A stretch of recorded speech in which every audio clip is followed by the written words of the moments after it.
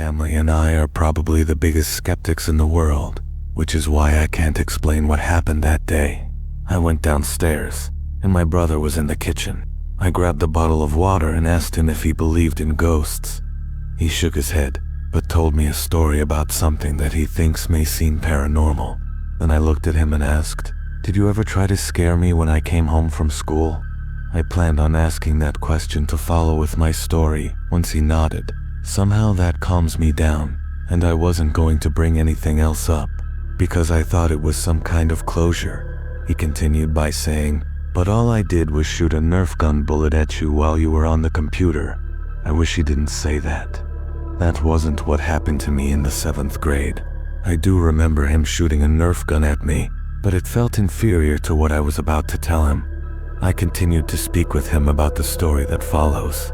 It happened in middle school, when I was in 7th grade. So I recently started off the new year. I came home that day and went to my bedroom, where I sat on my bed and put in earbuds to watch YouTube videos. My mom had called me to tell me that my brother would be gone, or would be leaving soon to go to a friend's house. My parents also worked late, which means I would be home alone. I was a very quiet kid when no one was around, because I always had this fear that there could be someone in the house with me. If I didn't make much noise, then they couldn't find me, right? Who knew that suspicion could have possibly been true? I paused my YouTube video and headed to the bathroom. My house has a very weird layout. I'll try to explain what the important parts of the story looked like. If you were in my bathroom facing the door, you could step out and take a left. And my brother's room went beats. You're right at the end of the hallway, which is a short hallway. If you went right, you would reach the stairway that went down and stops, because there was a platform in the middle, and then you would walk in the same direction you came to get lower. The stairway leads to our main entrance of the house. We also have an alarm activated. If any doors or windows are opened, a box will immediately say which door has been used. I was in the bathroom and right about to flush the toilet when I heard a loud thud come from my brother's room. I assumed that he must be about to leave for his friend's house. So I flushed the toilet and got up to wash my hands, but there were no more noises. The house felt still, but I felt like I was being listened to. I turned off the sink and walked over to the bathroom door to lock it. Something felt wrong. My stomach started to ache from fear.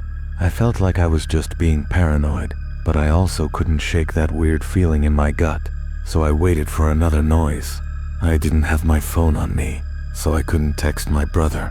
We had a house phone in there, but it made loud noises when you dialed, so I didn't want to risk it. I later heard talking, which was definitely coming from my brother's room, but that was not my brother talking, and it couldn't have been my dad. The muttering was deep and low. It sent shivers down my spine.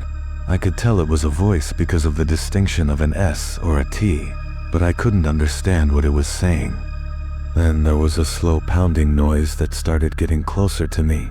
It came out of my brother's room and made his way towards the bathroom door. It stopped dead in its tracks, right at the door. I threw myself away from the door, near the window, hoping that if it busted in, I could get away to leave. I couldn't fight whoever it was, since I was a weak 7th grader, so that was out of the question. I covered my mouth to keep from breathing loudly, in case they didn't know I was in the bathroom, and they continued to walk. I could hear them making their way to the stairway, and then it stopped. I heard a loud crashing noise from what I thought was the middle platform of the stairs, and then again at the bottom. Then the muttering stops, and the loud pounding made its way to the door. I heard the door open and closed, and I heard the alarm go off for the door as well. I didn't know if it was safe or not, so I made my way to the door and rested my hands on the doorknob, still covering my mouth. To the left of me, towards the ground, is a laundry chute that led to our laundry room.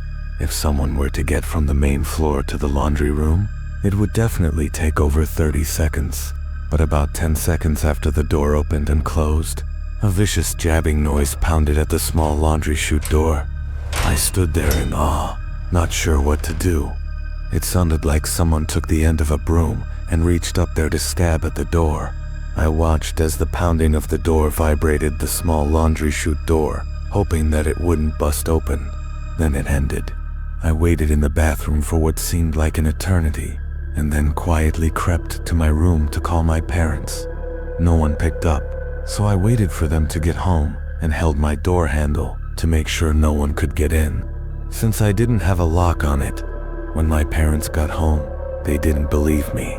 Soon after, my brother arrived, and he doubted me at first. Telling this again to my brother made his mouth drop. He continued to tell me that he used to hear things come from the attic that used to open up in his bedroom. I will honestly never forget that day. Me and my brother can't figure out who or what that was, and I try not to think too hard about it either. I still don't quite know what happened, and I may never know, but I want to. My name's Alyssa. I was 16 years old at the time, living with my mom in a crappy Bronx, New York apartment. Living in the Bronx was definitely an experience, not a good one. Always sketchy characters around, usually scary to walk alone at night, small apartment, and creepy neighbors. I don't mean that as an understatement. Our apartment was the second to last one in a hall on the 7th floor, and our neighbor, the owner of the last apartment in the hall, seemed to always be sitting outside his door, sitting on the windowsill. He would always make a point of looking at me when I entered the apartment, even when I would be with my mom. My mom told me to stay away from that man.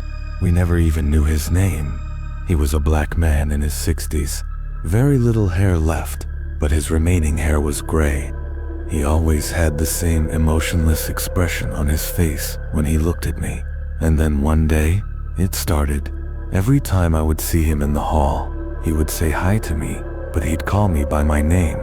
To make it even creepier, I wasn't exactly sure how he got my name, but I never asked. There was one night that my mom was working the night shift, so I'd be home alone all night. I came home at like 9 p.m., and the neighbor was, as usual, sitting on that windowsill, as if he didn't have anything going on in his life. As I unlocked the door, this time, instead of saying hi to me, he asked me if my mom was working tonight. Here's where I look back and cringe because of my own stupidity, because I foolishly nodded yes. He didn't say anything after that. He just slowly nodded his head. I didn't say anything else either. I simply walked inside and shut the door. I had enough of his creepy ass for one night. Basically, after getting home, I just washed up a little bit, had a snack, did laundry, and took a shower. As I was in the shower, I heard a weird grumbling noise. It was a pretty concerning noise, but I couldn't even begin to try and pin out what it could have been. I got out of the shower after hearing it because I was concerned someone might have been in the apartment.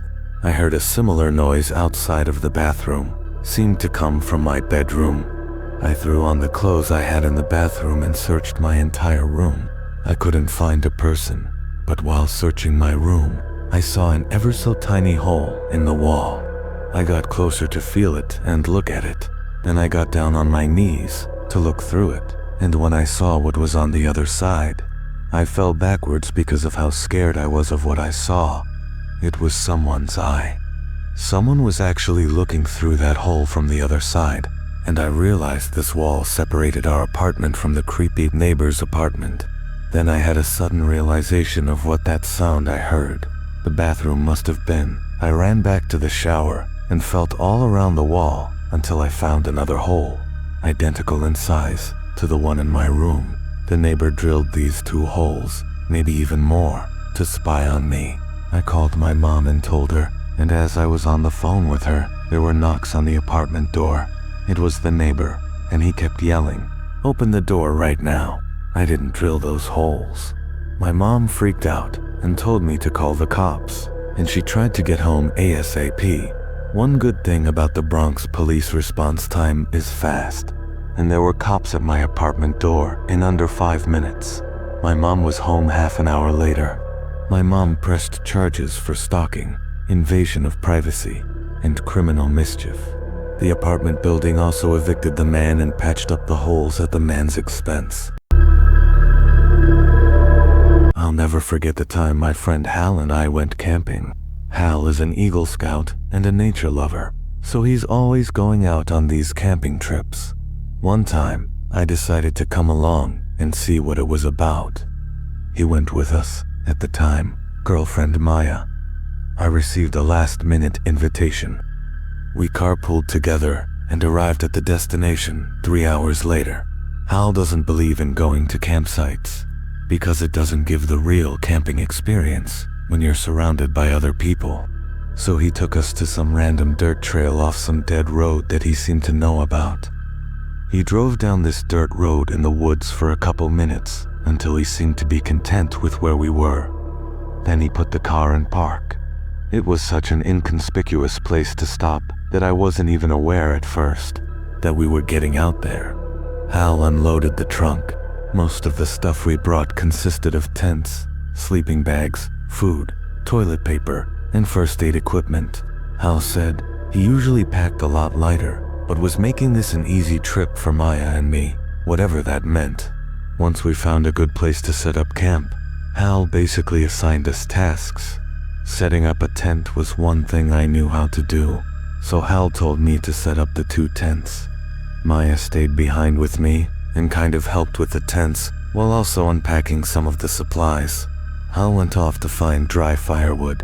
He would come back every so often with a couple pieces of wood. Nightfall came quicker than expected. Thankfully, Hal had collected enough wood by then to start a nice fire, and the tents were pitched. We sat by the fire, drinking and reminiscing about old memories, most of which Maya was not in the picture for.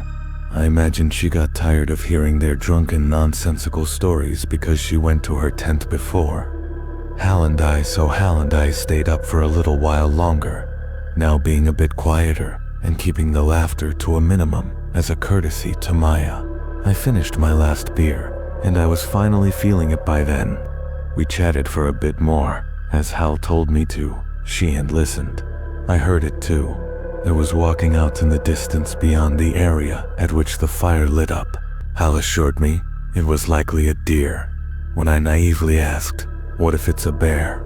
he reassured me that a bear would not come this close to a campfire or the sound of people. I asked him if he was sure about that.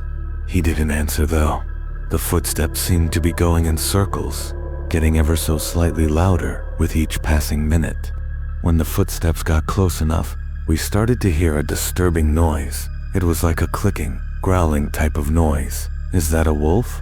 I whispered. Hal didn't answer. He just motioned for me to get into the tents. I did what he said. I got into the tent that I pitched for myself, and I believe Hal got into the tent that I pitched for him and Maya. The clicking noise outside was getting more and more clear, and it increasingly became obvious it was not the sound of a wolf, or a bear, or any kind of animal I could imagine. It didn't even sound like something of this planet. The light from the fire outside cast an eerie glow onto the walls of the tents, and I had to cover my mouth so that I wouldn't scream when I saw the shadow on the tent walls. Some horrific, huge bipedal thing walking past my tent. The footsteps were so slow, but so heavy. It moved away from my tent, towards the direction of Hal and Maya's tent. The next thing I remember, besides waiting in absolute horror, was Maya's scream. She screamed as if something were about to kill her. I didn't know what was happening, but I heard Hal screaming outside, "Run, run," over and over. I heard the 2 of them hurrying away outside, so I rushed outside and followed. We ran in the pitch black, no flashlights, nothing, and yet we still knew we were being chased by something.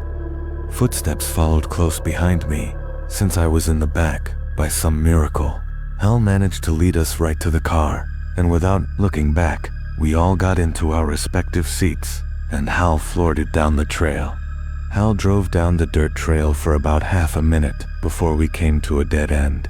He had to somehow turn this pickup truck around now, in this dark forest, not too far from where we were being chased. I urged him to turn off the lights so that whatever was chasing us wouldn't see us. He insisted he needed the lights on though, so that he wouldn't hit any trees trying to turn the truck around. He shifted from drive to reverse, over and over. Meanwhile, I sat in the back seat, biting my nails and clenching my teeth, looking around the woods outside, terrified that I might see that thing from our campsite. At long last, Hal got the truck completely turned around, and he once again stepped on it to get us out of that forest. We left everything at that campsite, at least $100 worth of equipment. But there was zero chance of us ever going back there. What caused Maya to scream was heavy breathing and something pushing into their tent, trying to rip it open. Hal still says he's never heard or seen anything like that in his life. He still has no idea what it could have been, but it definitely walked on two legs. How do we know it wasn't a person, you might ask? Simply because of its size and the noises it made. I think everyone has one truly horrific, unexplainable experience in their lives, and this was ours. And that wraps up tonight's terrifying tales. Which story chilled you the most? Tell us about it below. Also, if you have any topic suggestions you want to see on our channel, do let us know in the comments.